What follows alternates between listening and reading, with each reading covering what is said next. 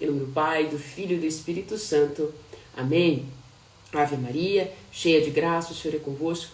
Bendita sois vós entre as mulheres, e bendito é o fruto do vosso ventre, Jesus. Santa Maria, Mãe de Deus, rogai por nós, pecadores, agora e na hora de nossa morte. Amém. Rogai por nós, Santa Mãe de Deus, para que sejamos dignos das promessas de Cristo, para sempre. Amém. Que Nossa Senhora, então, possa nos auxiliar nessa leitura e nesse estudo de hoje, e que o nosso coração se torne uma terra boa, uma terra fértil, para receber essa palavra e que gere muitos frutos. Amém? Em nome do Pai, do Filho e do Espírito Santo. Amém. Vamos começar então com o Levítico. Pegue aí na sua palavra, na sua Bíblia. Deixa eu ver aqui para quem está comigo no YouTube, para pegar aqui a leitura na tela, tá? Vou colocar aqui para vocês. Ótimo. E você que está aqui no YouTube, no Instagram, pode acompanhar aí na sua Bíblia, ou pode mesmo me ouvir e depois você faz a leitura aí na sua Bíblia, ok? Então a gente vai começar aqui em Levítico 19. O Senhor disse a Moisés: dirás a toda a Assembleia de Israel o seguinte: sede santos, porque eu, o Senhor vosso Deus, sou santo. Cada um de vós respeite sua mãe e seu pai, e guarde os meus sábados. Eu sou o Senhor vosso Deus. Não vos volteis para os ídolos, e não façais para vós deuses de metal fundido. Eu sou o Senhor vosso Deus. Quando oferecerdes ao Senhor um sacrifício pacífico, oferecei-o de maneira que seja aceito. A vítima deverá ser comida no mesmo dia, ou no dia seguinte. O que sobrar no terceiro dia será queimado no fogo. Se comer dela no terceiro dia, será uma abominação. O sacrifício não será aceito. Quem o comer levará a sua iniquidade, porque terá profanado o que é consagrado ao Senhor. Esse será cortado do seu povo. Quando fizerdes a ceifa em vossa terra, não cortareis as espigas até os limites de vosso campo, e não recolhereis o que resta a respigar de vossas colheitas. Não respigareis tampouco a vossa vinha, nem colhereis os grãos caídos no campo. Deverá deixar isso para o pobre e o estrangeiro. Eu sou o Senhor vosso Deus. Não furteis, não usareis de embustes nem de mentiras uns para com os outros. Não jurareis falso em meu nome, porque profanareis o nome de vosso Deus. Eu sou o Senhor. Não oprimirás o teu próximo e não despojarás. O salário do teu operário não ficará contigo até o dia seguinte. Não amaldiçoarás um surdo, não porás algo como tropeço diante do cego, mas temerás o teu Deus. Eu sou o Senhor. Não sereis injustos em vossos juízos, não favorecerás o pobre, nem terás complacência com o grande, mas, segundo a justiça, julgarás o teu próximo. Não semearás a difamação no meio do teu povo, nem te apresentarás como testemunha contra a vida do teu próximo. Eu sou o Senhor. Não odiarás o teu irmão no teu coração. Repreenderás o teu próximo para que não incorras em pecado por sua causa. Não te vingarás, não guardarás rancor contra os filhos de teu povo. Amarás o teu próximo como a ti mesmo. Eu sou o Senhor. Guardareis os meus mandamentos. Não juntarás animais de espécies diferentes. Não semearás no teu campo grão de espécies diferentes. Não usarás roupas tecidas de duas espécies de fios. Se é um homem, se deite como uma mulher escrava desposada com outro, mas não resgatada, nem posta em liberdade, serão ambos castigados, mas não morrerão, porque ela não era livre. Em expiação, o homem oferecerá ao Senhor, à entrada da tenda de reunião, um carneiro como sacrifício de reparação. O sacerdote fará por ele a expiação diante do Senhor, com um carneiro do sacrifício de reparação pelo pecado cometido, e o seu pecado lhe será perdoado. Quando entrardes na terra e tiverdes plantado toda sorte de árvores frutíferas, considerareis os seus primeiros frutos como incircuncisos. Eles o serão durante 3 anos, e não se comerá deles. No 4º ano, todos os seus frutos serão consagrados ao Senhor com ação de graças. No 5º ano, comerei de seus frutos, para que a árvore continue a produzi-los. Eu sou o Senhor vosso Deus. Não comereis nada que contenha sangue, Não praticareis a adivinhação nem a magia. Não cortareis o cabelo em redondo, nem reparareis a barba pelos lados. Não fareis incisões na vossa carne por um morto, nem fareis figura alguma no vosso corpo. Eu sou o Senhor. Não prostitua tua filha, para que a terra não se entregue à prostituição e não se encha de crimes. Observeis meus sábados e respeitareis meu santuário. Eu sou o Senhor. Não vos dirijais aos necromantes, nem aos adivinhos. Não os consulteis, para que não sejais contaminados por eles. Eu sou o Senhor vosso Deus. Levanta-te diante dos cabelos brancos. Honra a pessoa do velho e teme a teu Deus. Eu sou o Senhor. Se o estrangeiro vier habitar convosco na vossa terra, não o oprimes, mas esteja ele entre vós, como um compatriota, e tu o amarás como a ti mesmo, porque foste já estrangeiro no Egito. Eu sou o Senhor vosso Deus. Não cometereis injustiça nos juízos, nem na vara, nem no peso, nem na medida. Tereis balança justa, peso justo, e um efá justo e um rim justo. Eu sou o Senhor vosso Deus, que vos tirei do Egito. Observarei todas as minhas leis e meus mandamentos, e as praticareis. Eu sou o Senhor. Então vamos agora para Levítico capítulo 20. Levítico capítulo 20, versículo 1. O Senhor disse a Moisés: dirás aos israelitas: todo israelita ou estrangeiro que habita em Israel e que sacrificaram de seus filhos a Moloque será punido de morte. O povo da terra o apedrejará. Eu voltarei o meu rosto contra ele e o cortarei do meio de seu povo, porque manchou o meu santuário e profanou o meu santo nome, dando um de seus filhos a Moloque. Se o povo da terra não se importar por esse homem ter dado um de seus filhos a Moloque, e se não o matar, eu voltarei meu rosto contra ele e contra a sua família, e cortarei do meio de seu povo com todos aqueles que se prostituem com ele, prestando culto a Moloque.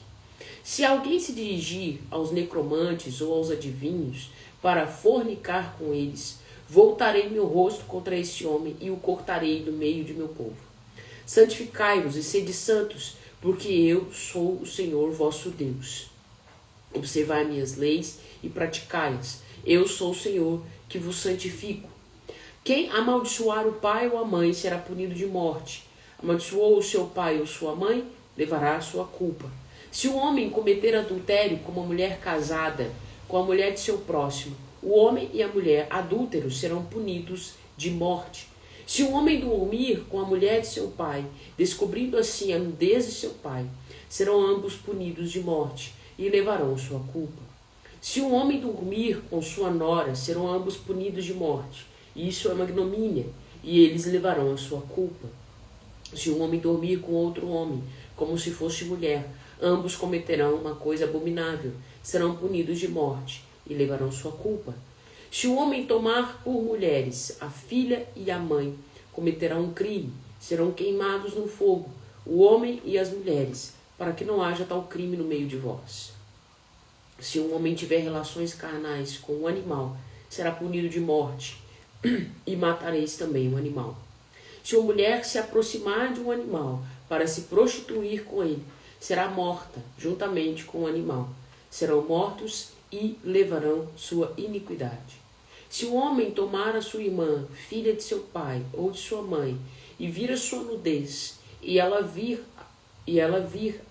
a sua, isso é uma coisa infame. Serão exterminados sobre os olhos de seus compatriotas. Descobriu a nudez de sua irmã, levará sua iniquidade. Se o homem dormir com uma mulher durante o tempo de sua menstruação e vir a sua nudez, descobrindo o seu fluxo e descobrindo ela mesma, serão ambos cortados do meio de seu povo. Não descobrirás a nudez da irmã de tua mãe, nem da irmã de teu pai, porque descobrirás a sua carne, levarão sua iniquidade. Se o homem se deitar com sua tia, ele descobrirá a nudez de seu tio, levarão a sua iniquidade e morrerão sem filhos. Se o homem tomar a mulher de seu irmão, será uma impureza, ofenderá a honra de seu irmão, não terão filhos. Observarei todas as minhas leis e os meus mandamentos, e os praticareis, a fim de que não vos vomite a terra aonde vos conduzo para aí habitar. Não seguireis os costumes da nação que eu expulsar diante de vós, porque fizeram todas essas coisas e eu as abominei. Eu vos disse, possuireis essa terra, a qual vos darei em possessão. Terra que mana leite e mel. Eu sou o Senhor vosso Deus, que vos separei dos outros povos. Fareis a distinção entre animais puros e impuros, entre as aves puras e impuras, e não vos torneis abomináveis por causa de animais, de aves ou de animais que se arrastam sobre a terra, como vos ensinei a distinguir como impuros. Sereis para mim santos, porque o Senhor sou santo, e vos separei dos outros povos, para que sejais meus. Qualquer homem ou mulher que evocar os espíritos ou fizer adivinhações será morto, serão apedrejados e levarão a sua culpa. Então essa é para nós, meus irmãos, aí as leituras dos capítulos 19 e 20 de Levítico, tá bom? Depois a gente volta para fazer um estudo e uma reflexão aí sobre alguns versículos e sobre esses capítulos, tá? E agora a gente também vai com... Você vai pegar aí na sua Bíblia também o Evangelho de Mateus, tá bom? Pega aí o Evangelho de Mateus. Já vou colocar aqui também para vocês. E você pode pegar aí na sua Bíblia também, ok? Pegue aí na sua Bíblia. Então, vou colocar aqui também para quem está no YouTube. Vou colocar na tela para você aqui, tá ok? Capítulo Mateus, capítulo 19. Pega aí, 19 e 20. Pega aí na sua Bíblia também. Mateus 19, versículo 1. Após esses discursos, Jesus deixou a Galileia e veio para a Judéia, além do Jordão. Uma grande multidão o seguiu e ele curou seus doentes. Os fariseus vieram perguntar-lhe, para pô-lo à prova: é permitido a um homem rejeitar sua mulher por um motivo qualquer? Respondeu-lhe Jesus: não lestes que o Criador, no começo, fez o homem e a mulher e disse: por isso o homem deixará seu pai e sua mãe e se unirá à sua mulher, e os dois formarão uma só carne? Assim já não são dois, mas uma só carne. Portanto, não separe o homem o que Deus uniu. Disseram-lhe eles: por que então Moisés ordenou dar um documento de divórcio à mulher ao rejeitá-la? Jesus respondeu-lhes: é por causa da dureza de vosso coração que Moisés havia tolerado o repúdio das mulheres. Mas no começo não foi assim. Ora, eu vos declaro que todo aquele que rejeita sua mulher, exceto no caso de matrimônio falso, e desposa outra, comete adultério. E aquele que desposa uma mulher rejeitada, comete também adultério. Seus discípulos disseram: se tal é a condição do homem a respeito da mulher, é melhor não se casar. Respondeu ele: nem todos são capazes de compreender o sentido dessa palavra, mas somente aqueles a quem foi dado. Porque há eunucos que o são desde o ventre de sua mãe. Há eunucos tornados tais pelas mãos dos homens. E há eunucos que a si mesmos se fizeram eunucos, por amor do reino dos céus. Quem puder compreender, compreenda. Foram-lhe então apresentadas algumas criancinhas, para que pusesse as mãos sobre elas e orasse por elas. Os discípulos, porém, as afastavam. Disse-lhes Jesus: deixai vir a mim estas criancinhas e não as impeçais, porque o reino dos céus é para aqueles que se assemelham a elas. E depois de impor-lhes as mãos, continuou o seu caminho. Um jovem aproximou-se de Jesus e lhe perguntou: mestre, que devo fazer de bom para ter a vida eterna? Disse-lhe Jesus: por que me perguntas a respeito do que se deve fazer de bom? Só Deus é bom. Se queres entrar na vida, observa os mandamentos. Quais? Perguntou ele. Jesus respondeu: Não matarás, não cometerás adultério, não furtarás, não dirás falso testemunho, honra teu pai e tua mãe, amarás teu próximo como a ti mesmo. Disse-lhe o jovem: tenho observado tudo isso desde minha infância. O que me falta ainda? Respondeu Jesus: se queres ser perfeito, vai, vende teus bens, dá aos pobres, e terás um tesouro no céu. Depois vem e segue. Ouvindo essas palavras, o jovem foi embora muito triste, porque possuía muitos bens. Jesus disse então aos seus discípulos: em verdade vos declaro, é difícil para um rico entrar no reino dos céus. Eu vos repito, é mais fácil um camelo passar pelo fundo de uma agulha do que um rico entrar no reino de Deus. A estas palavras, seus discípulos pasmados perguntaram: quem poderá então salvar-se? Jesus olhou para eles e disse: aos homens isso é impossível, mas a Deus tudo é possível. Pedro então, tomando a palavra, disse-lhe: eis que deixamos tudo para te seguir. Que haverá então para nós? Respondeu Jesus: em verdade vos declaro, no dia da renovação do mundo, quando o Filho do Homem estiver sentado no trono da glória, vós, que me haveis seguido, estareis sentado em 12 tronos, para julgar as 12 tribos de Israel. E todo aquele que por minha causa deixar irmão, irmãs, pai, mãe, mulher, filhos, terras ou casa, receberá o cêntuplo e possuirá a vida eterna. Muitos dos primeiros serão os últimos, e muitos dos últimos serão os primeiros. Evangelho de Mateus, capítulo 20, versículo 1. Com efeito, o reino dos céus é semelhante a um pai de família, que saiu ao romper da manhã, a fim de contratar operários para a sua vinha. Ajustou com eles 1 denário por dia e enviou-os para a sua vinha. Cerca da 3ª hora, saiu ainda e viu alguns que estavam na praça, sem fazer nada. Disse-lhes ele: ide também vós para a minha vinha, e vos darei o justo salário. Eles foram. À 6ª hora, saiu de novo, e igualmente pela 9ª hora, e fez o mesmo. Finalmente, pela 10ª hora, encontrou ainda outros na praça e perguntou-lhes: por que estáis todo o dia sem fazer nada? Eles responderam: é porque ninguém nos contratou. Disse-lhes ele então: ide vós também para a minha vinha. Ao cair da tarde, o senhor da vinha disse ao feitor: chama os operários e paga-lhes, começando pelos últimos até os primeiros. Vieram aqueles da 10ª hora e receberam cada qual 1 denário. Chegando por sua vez os primeiros, julgavam que haviam de receber mais, mas só receberam cada qual 1 denário.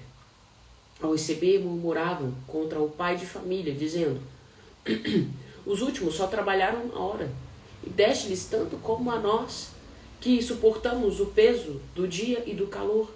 O Senhor, porém, observou a um deles: meu amigo, não te faço justiça. Não contratastes comigo 1 denário? Toma o que é teu e vai-te. Eu quero dar a este último tanto quanto a ti. Ou não me é permitido fazer dos meus bens o que me apraz. Só um minutinho, pessoal. Ai. O que me apraz.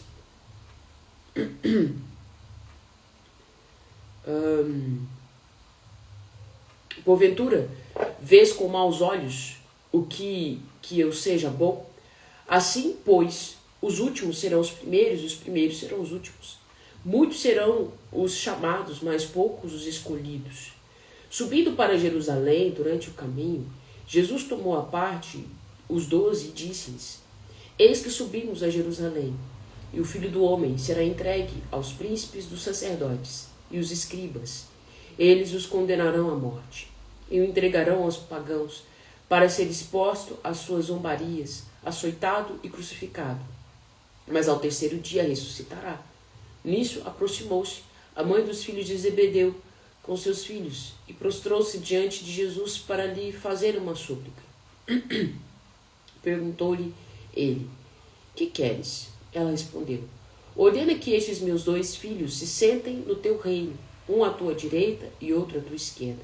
Jesus disse: não sabeis o que pedis. Podeis vós beber o cálice que eu devo beber? Sim, disseram. De fato, bebereis meu cálice. Quanto, porém, a sentar-se vós à minha direita ou à minha esquerda, isso não depende de vou-lo conceder. Esses lugares cabem àqueles aos quais meu pai os reservou. Os 10 outros que haviam ouvido tudo indignaram-se contra os 2 irmãos.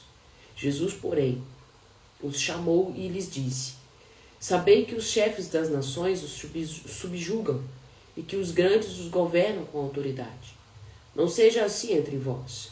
Todo aquele que quiser tornar-se grande entre vós, se faça vosso servo.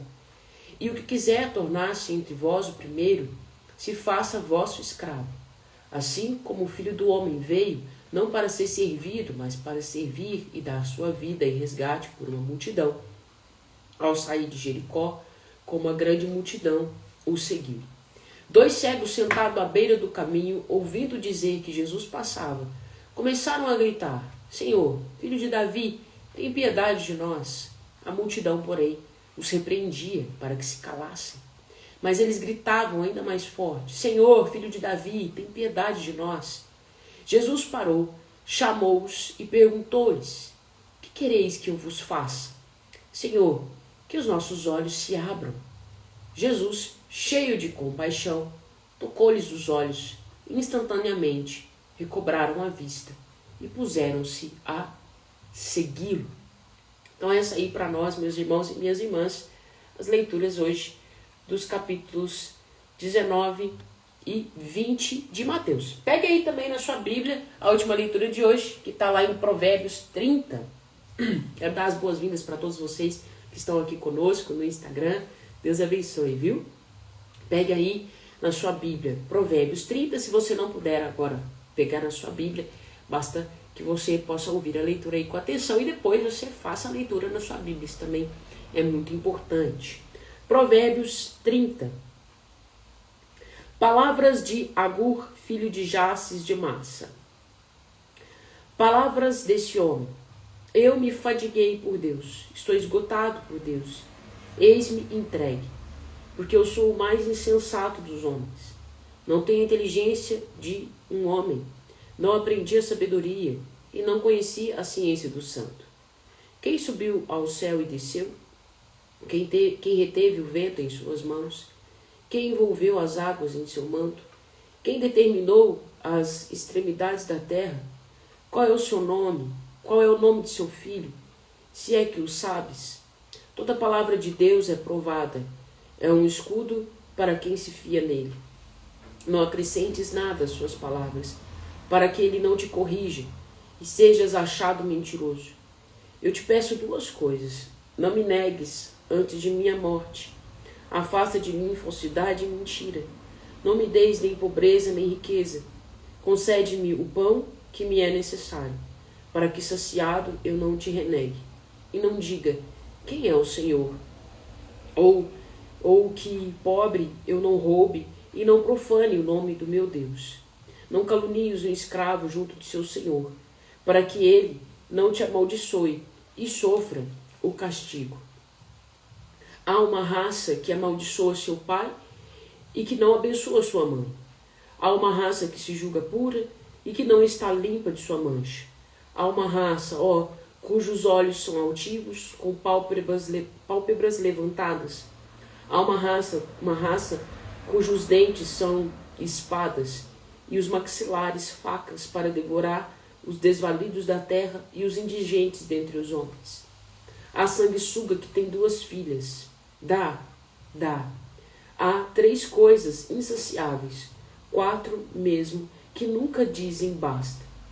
A habitação dos mortos, o seio estéril, o solo que a água jamais seca e o fogo que nunca diz basta. Os olhos de quem zombam do pai, de quem se recusa a obedecer sua mãe, os corvos da torrente o arrebatarão, os filhos da águia o devorarão.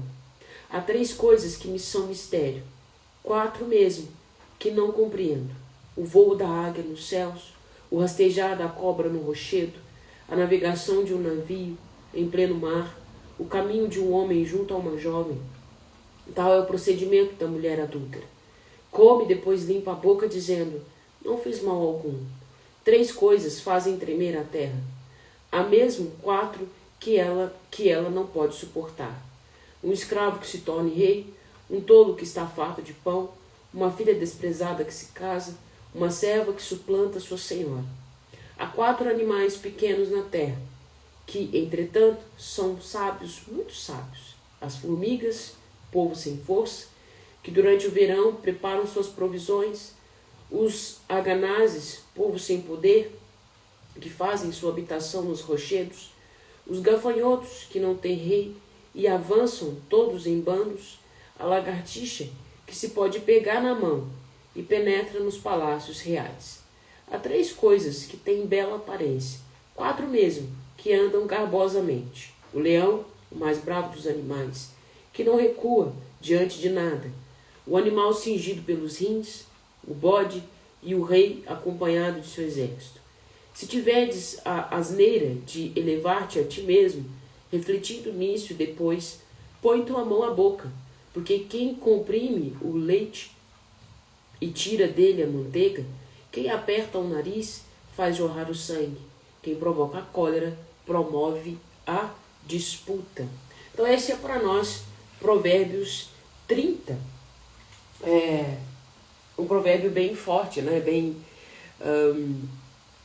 Que traz para nós algumas leituras sobre a vida e que às vezes nós também nos pegamos fazendo, né, algumas conjecturas sobre algumas coisas. Mas vamos voltar aqui para Levítico, Levítico 19 e 20, que vai trazer para nós o seguinte. O Senhor traz aqui várias admoestações. Nos capítulos anteriores, a gente percebe que cada capítulo ele trata de uma situação específica.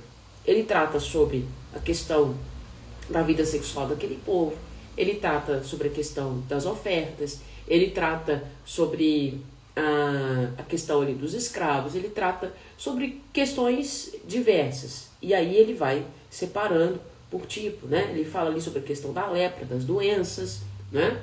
Enfim. E agora aqui no capítulo 19 e 20, ele traz como se ele viesse repassando várias coisas, como se ele viesse vindo reforçando os seus mandamentos e os seus preceitos para aquele povo, né? E nós vemos aqui algo que é muito importante nesses versículos, que ele diz, ele repete algumas vezes, sede santo, porque eu, vosso Deus, sou santo. E ele diz, sou eu que vos santifico, porque eu sou santo, né? E também, aqui no capítulo 20, para sua surpresa, né? E para minha também, para surpresa de todos nós, um livro de Levítico que só fala de lei, ele vai dizer no capítulo 20, ele vai dizer, ama o teu próximo como a ti mesmo. Como nós já vimos aqui, o livro de Levítico, ele é um dos livros mais complicadinhos, mais difíceis de estudar, porque ele tem uma estrutura literária muito que não nos prende, porque fala de lei atrás de lei, de preceito atrás de preceito, né? Às vezes para quem é estudante de direito isso seja mais comum, né? Mas para quem não isso torna meio chato, né? De ficar ali lendo aquilo ali. Mas aí nós somos surpreendidos que é em Levítico que o Senhor diz, sede santos porque eu, vosso Deus, sou santo. Sede santo porque eu, vosso Deus, sou santo. E também ele vai dizer, ama o teu próximo como a ti mesmo. E depois nós vamos ver isso se repetir na boca do próprio Jesus, quando ele vai ali falar dos mandamentos, né? Quando ele vai ali dizer dos mandamentos para os seus. Então, nós temos aqui em Levítico várias admoestações, né? E existe aqui algo que nós devemos ficar muito atentos. Existe muita discussão, né? Aqui está falando sobre raspar a barba, raspar o cabelo, fazer incisões, e às vezes isso é usado muitas vezes. Uma pergunta que é muito feita pelos jovens, né? É pecado ou não é pecado fazer tatuagem e tudo mais? Nós temos que ter uma coisa em vista, tá? Aqui o Senhor estava santificando aquele povo, porque eles estavam vindo de uma cultura, eles estavam vindo de um povo que era o povo egípcio, e eles traziam em si influências, tá? Influências que eram abomináveis ao Senhor, que os levaria à idolatria, que era abominável ao Senhor, que os levaria a fazer atos que era abominável diante de Deus, mas que para aquele povo era comum. Por exemplo, fazer sacrifícios a Moloque, como ele vai dizer, fazer incisões nos seus corpos, por causa de pessoas que morreram, por causa de falecidos, né? Então, nós temos aqui essa questão de raspar o cabelo, era porque o Senhor estava separando aquele povo. Separando aquele povo. Ele disse, vocês são meu povo separado, vocês são meu povo santo. O Senhor estava habitando no meio daquele povo, num santuário.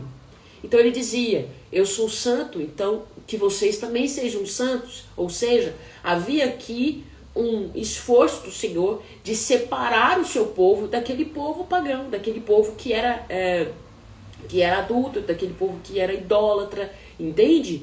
O Senhor estava santificando aquele povo, dizendo, olha, é assim que vocês precisam fazer para que vocês se santifiquem, para que vocês sejam santos como eu sou santo. Ele não está dizendo aqui de perfeição, ele está dizendo de se santificar. Era assim que eles iriam se santificar, porque eles precisavam de renunciar a comportamentos, pensamentos, ideias, crenças e tudo mais que eles traziam influência, tanto do Egito, tanto o Senhor já estava os prevenindo disso que eles iriam encontrar quando eles chegassem na Terra Prometida. Porque a Terra Prometida, ela já estava tomada por outras 10 nações, 10 povos, e que eram povos pagãos, povos que tinham comportamentos, tinham preceitos que eram abomináveis ao Senhor. Então aqui nós precisamos ter essa visão, que o Senhor estava separando aquele povo, o Senhor estava santificando aquele povo, o Senhor estava preparando aquele povo. Compreende? Então, assim, quando nós trazemos isso para a nossa realidade atual, existem situações que realmente são imutáveis, continuam sendo abomináveis ao Senhor.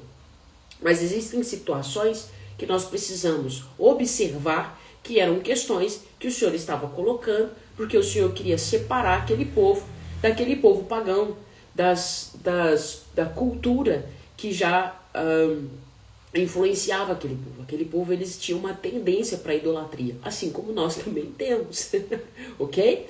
Então, tenhamos isso muito em vista, tá? Ai, Carol, então significa que não tem problema nenhum?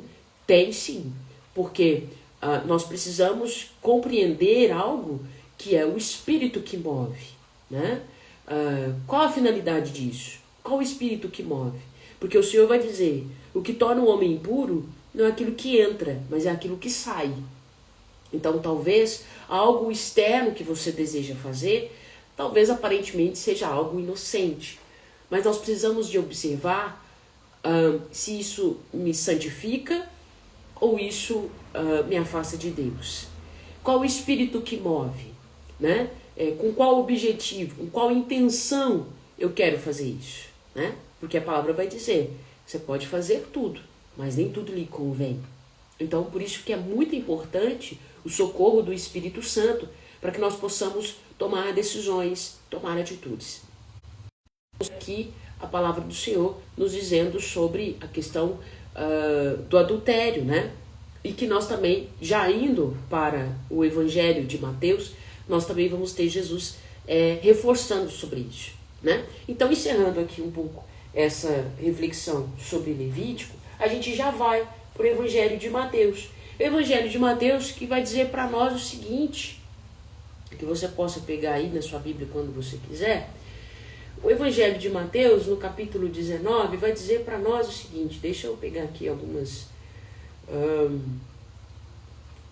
anotações que talvez pode contribuir para o nosso estudo de hoje. Veja bem, nós temos aqui, quando Jesus terminou seu discurso, transferiu-se da Galiléia para a Judéia. Ok? Aproximaram-se alguns fariseus. Agora, fariseus, saduceus, eles tinham pensamentos diferentes, tá? Mas agora eles estavam unidos para acabar com Jesus. Eles tinham algo em comum agora. Eles tinham muitas crenças diferentes, tá? Eles interpretavam as coisas diferentes, eles tinham posturas diferentes, saduceus, fariseus, mas agora eles estavam unidos no propósito, tá? Que era a morte de Jesus. Então eles estavam, agora que nós temos a pessoa dos fariseus que se aproximaram de Jesus para pôr-lhe à prova. E eles perguntaram algo para Jesus que era muito sensível, que era a questão do matrimônio, do divórcio. Presta bem atenção. Eles perguntaram: se pode alguém repudiar a sua mulher por qualquer motivo? E aí Jesus vai responder: não leste que no princípio o Criador os fez homem e mulher? E disse: por isso o homem deixa seus pais, junta-se a sua mulher e os dois se tornam uma só carne. De modo que já não são dois, mas uma só carne. Portanto, o que Deus uniu, o homem não separa. Jesus está falando do princípio, ele está falando de Adão e Eva, ele está falando da criação original do Senhor. No princípio, presta muita atenção, São João Paulo II vai falar muito disso na teologia do corpo, e a igreja também vai nos falar disso. No princípio, antes do pecado original, quando Deus criou o homem e a mulher, e ali houve o primeiro casamento, havia ali uma comunhão original entre Deus, entre Adão e Eva. Havia uma pureza original. Havia uma comunhão original entre eles. E havia também a solidão original, né? Então o Senhor está dizendo, no princípio não foi assim. Ou seja, não foi para isso que o meu Pai, que Deus instituiu o matrimônio. Não foi para isso que o meu Pai instituiu a união entre o homem e a mulher. Para que o homem simplesmente repudiasse a sua mulher. Porque no princípio não havia essa disputa. Inclusive, o próprio Catecismo da Igreja Católica vai dizer que essa disputa que há entre homem e mulher, essas contendas que existem, as brigas e essa questão de quem é mais forte, quem é mais importante, né? Vem aí a questão do feminismo, a questão do machismo e tudo isso. Isso tudo é uma consequência do pecado, porque no princípio não era assim. Deus tirou a mulher da costela de Adão, dizendo, ela está no mesmo nível, é da mesma natureza, para mim ambos são iguais, porém as suas diferenças se complementam. Tanto que quando nós olhamos para o homem e para a mulher, olhamos para o seu corpo, eles se complementam e geram vida. Então, diante do Senhor, há uma beleza, há uma criação original, há um plano original para o homem e para a mulher. Há um plano original para a união do homem e da mulher. Então Jesus está dizendo para eles, olha, foi por causa da dureza do coração dos homens que Moisés autorizou que se houvesse essa carta de divórcio. Tanto que a gente vai ver lá em Levítico essa possibilidade. Mas aí, nós vamos ver em Deuteronômio, essa possibilidade, né? Se você quiser pegar aí, vamos pegar lá, Deuteronômio 20, se eu não me engano. Deixa eu pegar aqui com vocês, tá? Onde que tá isso? Deixa eu achar aqui. Deuteronômio 24, tá?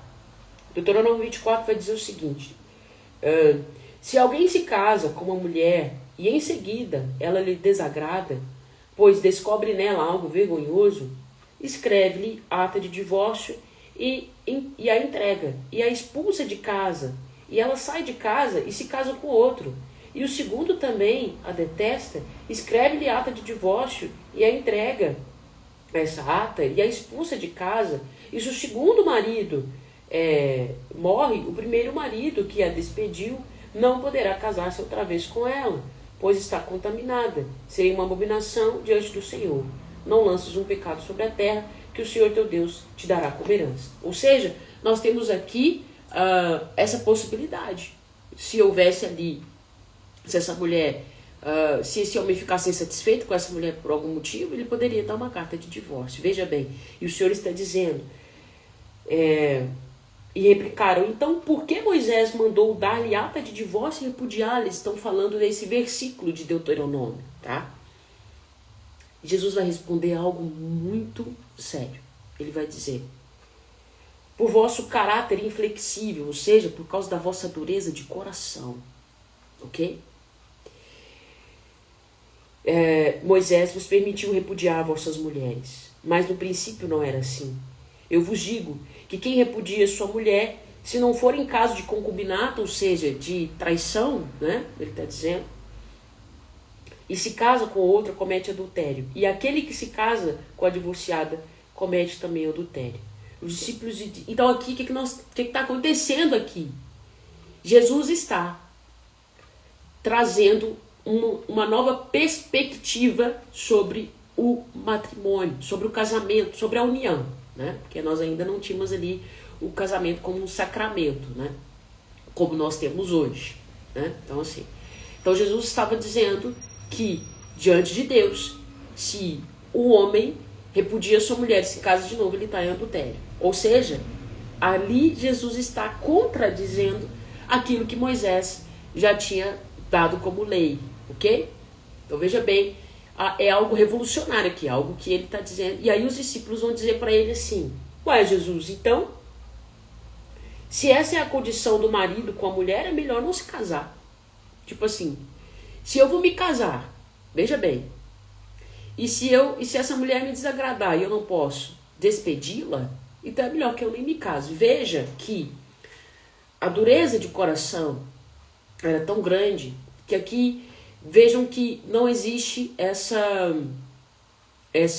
visão que nós temos hoje, santa, santificante do matrimônio. Claro que a gente não está dizendo aqui de situações onde a própria igreja já diz que esses casamentos são nulos, que nunca existiram, tá? Nós estamos dizendo aqui de coisas corriqueiras do dia a dia que nós podemos, com amor e com afeto,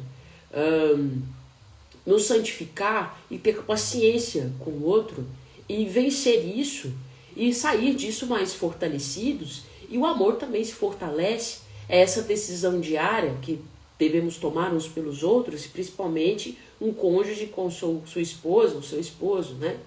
Então aqui Jesus está trazendo uma nova perspectiva. Jesus está falando de amor, né? E aqueles homens estavam falando de coisas práticas. Jesus está falando, é por causa da dureza de coração. Vocês não estão compreendendo, vocês não estão entendendo, né? E aí os discípulos vão perguntar para ele, então é melhor não casar. E aí ele vai falar da questão do celibato, né? Dos eunucos. Quem são os eunucos? Os eunucos são aqueles homens que eram castrados para que eles cuidassem das mulheres, né? Do harém ali, daqueles homens poderosos, né? Que tinham muitas mulheres. E eu vou trazer aqui para vocês, deixa eu só encontrar aqui o que o Scott Hahn fala do seu caderno de estudo bíblico. Ele vai trazer para nós aqui algo. Ele vai dizer o seguinte: esses eunucos eram servos reais encarregados de tomar conta das esposas dos reis para salvaguardá-las das tentações sexuais. Ou seja, eles eram castrados, não haveria perigo nenhum deles investirem sexualmente sobre as mulheres desses reis, então eles cuidavam dessas mulheres para salvaguardá-las das tentações sexuais. Os antigos eunucos do Oriente eram ou impotentes ou castrados. Jesus fala de forma metafórica. Aqueles que se fizeram castrados são os que aceitaram o celibato livremente. Então hoje nós temos esses homens que aceitam o celibato livremente. Os sacerdotes, os padres, né? Homens religiosos e as religiosas que aceitam o celibato. Ou seja, se fizeram por causa do reino, né? São os que aceitam o celibato livremente no intuito de imitar Jesus e a serviço do reino. Esses homens são líderes confiados ao cuidado na noiva de Cristo. Olha que lindo isso. A igreja na terra, abraçando a virgindade consagrada, eles vivem em antecipação à vida eterna do céu. Ou seja, São João Paulo II também vai falar disso na Teologia do Corpo, quando ele vai dizer que o celibato, a vocação do celibato e a vocação do matrimônio, elas se complementam. Quando um casal casado ou alguém que é vocacionado ao matrimônio olha para um celibatário, ele olha e diz: veja que essa celibatário ou essa celibatária já está antecipando aqui na terra aquilo que nós iremos viver no céu, ok? Eles já estão antecipando, eles já estão vivendo aqui. E quando o celibatário olha para um casal casado, olha para alguém que tem essa vocação ao matrimônio, ele diz: veja, esse casal prefigura para mim aquilo que a minha alma já vive e irá viver na eternidade. Mas esse casal casado também convida esse celibatário a se ofertar pelo outro, a ser fecundo na sua vocação. Porque não é só porque ele é celibatário, que ele não vai gerar vida. Ele gera vida. Ele não é fecundo, ele é fecundo. Porque ele é mãe e pai espiritual de muitos, ele gera vida na igreja. E assim como um casal casado também é convidado a ser fértil, a ser fiel, a se doar pelo seu cônjuge, né? Então toda vocação matrimonial, todo matrimônio, ele tem que ser livre, fiel e fecundo, né? Então, o Scott Hahn vai dizer para nós que o Concílio de Trento ensina, de acordo com as Escrituras, que o estado objetivo do celibato é mais elevado que o estado de casado, embora ambas as vocações sejam importantes para a vida da igreja. Olha que coisa linda isso, né? E aqui depois nós vamos ver aqui nos versículos 14 nos versículos 14 aqui do capítulo 19, Jesus vai falar com as crianças, né? Vai falar das crianças, vai falar da preocupação aqui de Jesus com o casamento e reflete também uma preocupação prática com as crianças. O plano de Deus para o casamento inclui o amor mútuo entre os esposos e a responsabilidade de criar uma família piedosa de Deus. Neste episódio, Jesus abençoa as crianças como membros legítimos do reino, o que é a base para o batismo infantil na igreja. Por que nós batizamos as nossas crianças? Por causa disso. Porque Jesus está dizendo: deixai vir a mim as criancinhas, né? Então, aqui elas fazem parte, né? E aí nós vamos ver aqui Jesus falando da questão do rico. Vai falar: é mais fácil um camelo, a parábola, né, da impossibilidade. Jesus então alerta que grandes dificuldades estarão no caminho dos ricos e que ameaçam sua entrada no reino. Mas veja bem, essa riqueza aqui, ela é uma riqueza que não significa apenas uma riqueza de posse, tá? É uma riqueza no sentido de apego às coisas do mundo, apego às coisas materiais, apego a coisas, apego a dinheiro, apego a cargos, apego a pessoas, apego a situações, apego a qualquer coisa que você acha que você tenha, né? Que você acha que é seu e que você vai levar aquilo para a eternidade, né? Então ele está falando nesse sentido também. Somente com a ajuda de Deus os ricos podem se desapegar do amor ao dinheiro e às posses materiais. A recusa do jovem rico quanto a abraçar a pobreza prova que Jesus estava certo. O jovem rico é a única pessoa que vai em busca de Jesus e sai triste, né? Por quê? Ele se achava bom porque ele já cumpria os mandamentos, né? Por isso que a gente volta agora para Levítico e a gente diz: aquele povo era convidado a viver todos aqueles preceitos porque Deus estava os separando, Deus estava os preparando, Deus os estava santificando. Mas agora Jesus traz para nós uma nova perspectiva de santidade. A santidade é sim cumprir os mandamentos. Isso é lindo, porque é isso que nós somos convidados, a cumprir os mandamentos do Senhor, porque o mandamento do Senhor nos protege, o mandamento do Senhor nos santifica, ok? Mas o Senhor está nos convidando a fazermos isso que Ele manda esse jovem fazer, a ser desapegado das coisas do mundo, ou seja, a amar e amar, ok? Esse é o mandamento de Cristo. E aí Santo Agostinho vai dizer para nós: ama e faz o que quiseres, ok? Então, se nós conseguimos amar, então nós não precisamos nem de nos preocupar em decorar os mandamentos, porque eu já vou estar fazendo a vontade de Deus, eu já vou estar cumprindo todos os preceitos, Porque se eu amo a Deus sobre todas as coisas e ao próximo como a mim mesmo, ninguém precisa mais me dizer o que precisa ser feito. Assim como São Francisco vai dizer no seu livro de regras, né? Depois que o Senhor me deu irmãos, ninguém mais me precisou dizer como é viver o Evangelho.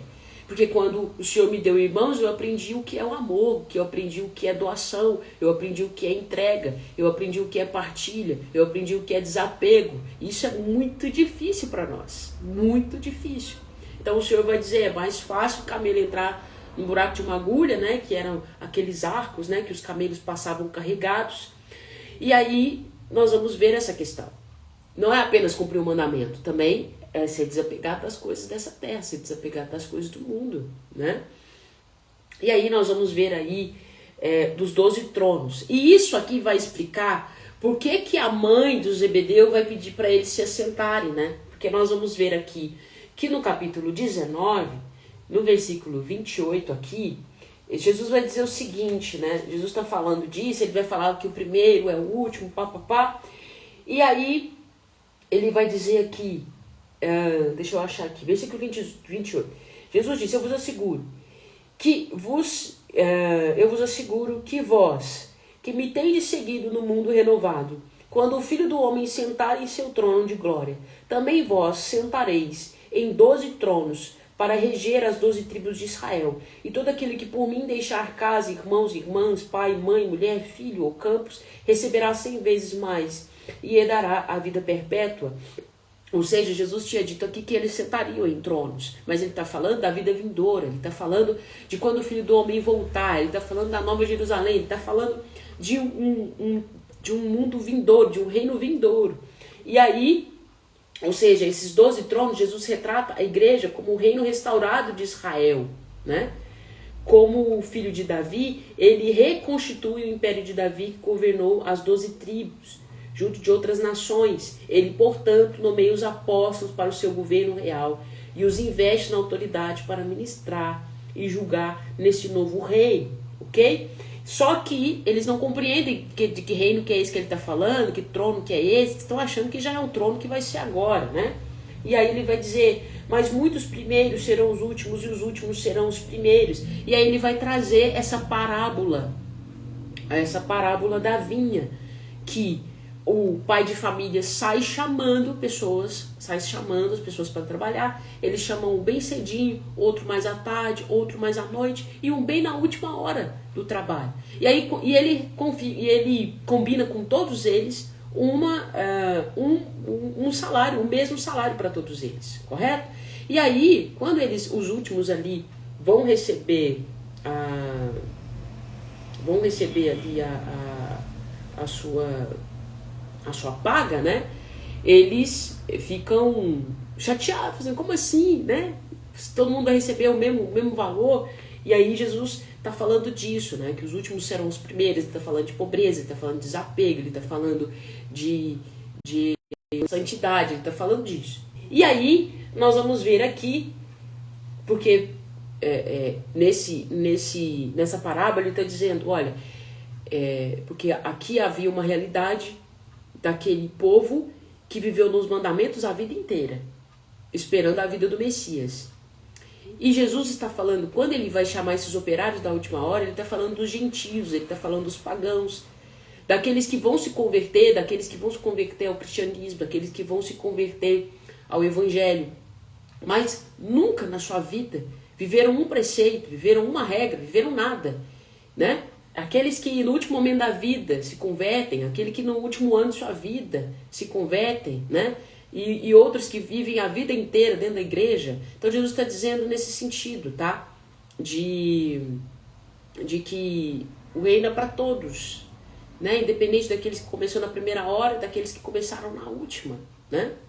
E aí nós vamos ver aqui esse pedido, né? Incrível, que nós vamos ver aqui. Ele vai fazer novamente o seu anúncio, né, da sua morte. E nós temos aqui, então, a mãe de Zebedeus, ela se aproximou para fazer um pedido, né, que eles, ordena que quando reinares, esses dois filhos sentem à tua direita e à tua esquerda. Jesus respondeu, não sabeis o que pedir, sois capazes de beber o que vou beber? Eles responderam, sim. Diz-lhes, bebereis da minha taça, mas sentar-se à minha direita e à esquerda não cabe a mim. Aqui, João, os filhos de Zebedeu aqui, eles vão sofrer, sim, um martírio por causa do rei. Né? Eles vão sofrer, sim, esse martírio por causa do reino. Mas aqui a gente tem que ter um pouco de cuidado, né? Porque Jesus está falando do cálice da sua morte, da sua cruz, certo? E aqui,